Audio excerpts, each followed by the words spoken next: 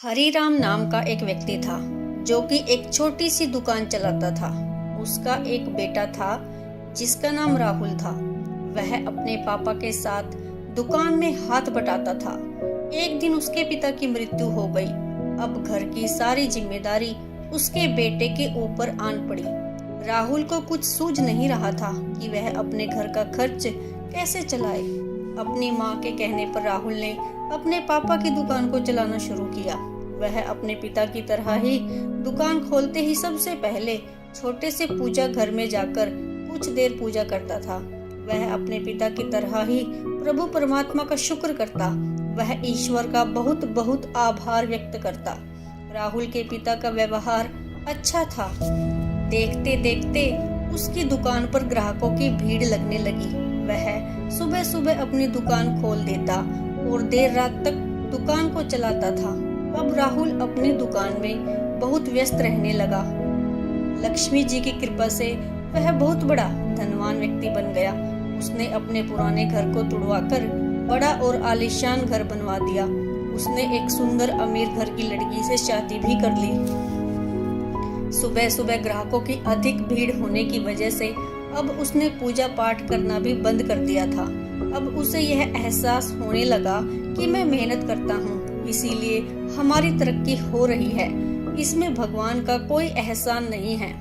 एक दिन उसकी दुकान में सामान रखने की जगह नहीं बची। उसने नौकर से बोलकर पूजा घर का सामान हटवा दिया और उस जगह पर दुकान का कुछ सामान रखवा दिया। राहुल अब नास्तिक बन चुका था। वह अधिक धनवान बन गया था, जिसके कारण समाज में उसकी प्रसिद्धि के कारण लोकप्रियता अधिक हो गई थी। एक बार गांव के सामाजिक कार्यक्रम में सम्मिलित होने के लिए राहुल को आमंत्रण मिला। सभा का संचालन कर रहे व्यक्ति ने राहुल को बुलाते हुए कहा, आज आप बहुत बड़े व्यापारी बन चुके हो। इसका श्रेय आप किसको देना चाहते हैं? क्या यह सब प्रभु परमात्मा की कृपा से हुआ है? राहुल ने अपने भाषण की शुरुआत यह कहते हुए की कि प्रभु परमात्मा सब झूठ हैं। किसी की सफलता के पीछे भगवान का हाथ नहीं, खुद की मेहनत होती है। ईश्वर है ही नहीं, अगर वह है तो मैं यहाँ पर खड़ा हूँ, आकर वह मेरा काम तमाम कर दे।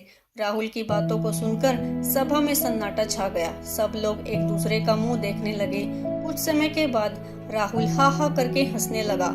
आप लोगों ने देखा कि अगर भगवान होते तो मेरे प्राण अभी तक शरीर से जुदा हो चुके होते।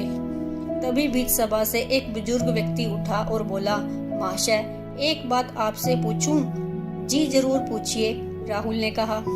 आपके बाल बच्चे हैं? राहुल ने कहा, हाँ, मेरा एक बेटा है। अगर वह आपके हाथ में एक बंदूक पकड़ा दे और कहे कि मुझे मार डालिए, तो आप वैसा करेंगे? बुजुर्ग व्यक्ति ने कहा, बिल्कुल नहीं, मैं उससे प्यार करता हूँ, मैं भला उसे कैसे मार सकता हूँ? राहुल ने जवाब दिया।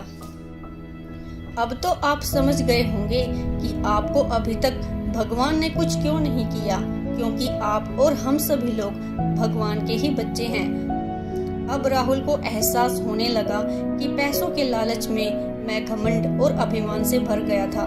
मुझे अपनी सोच को इतना गंदा नहीं करना चाहिए था। बुजुर्ग दादा की बात ने उसे उस रात सोने नहीं दिया। उसके दिमाग में तरह तरह के ख्याल आने लगे। अगली सुबह उसने अपनी दुकान पर पहुंचकर सबसे पहले अपने पूजा घर को खाली कराकर उसमें पूजा पाठ का सामान रखकर फिर से पूजा करना शुरू कर दिया। उसके बाद ही ग्राहकों को सामान देता था। इस तरह से अब भगवान के प्रति उसकी आस्था और अधिक बढ़ती चली गई।